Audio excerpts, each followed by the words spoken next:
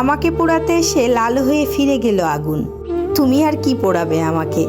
আমি পুড়তে পুড়তে এখন কংক্রিটের মতো শক্ত হয়ে গেছি। এবার না হয় হৃদয়ের খুব কাছাকাছি এসো, পাশাপাশি বসে ভালোবেসে দুটো মিষ্টি করে কথা বলো, আমাকে জড়িয়ে ধরে বলো তুমি ছাড়া আমি ভালো নেই। একদিন টের পাবে আমি এই কথাটা তোমার কাছ থেকে সবসময় শুনতে চাই। যে মানুষটা আপনার কষ্টে সহমর্মিতা দেখাতো, আপনার দুঃখে আপনাকে সান্ত্বনা দিত, ওই মানুষটাই আপনার খুশিতে খুশি হতো।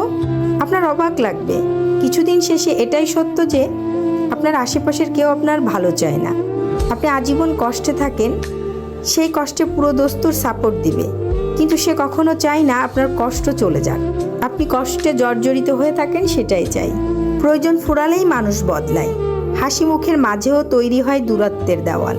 যে সঙ্গ একসময় আপন ছিল, সে পথ ধীরে ধীরে সরে যায় অন্যদিকে। তবে সব পথিক এক নয়। কেউ থাকে কাঁধে হাত রেখে প্রতিটি লাইনের বাঁকে বাঁকে, কেউ পাশে দাঁড়ায় শুধু ভালোবাসার টানে। কপাল যেহেতু খারাপ, তাহলে মন খারাপ করে লাভ কি?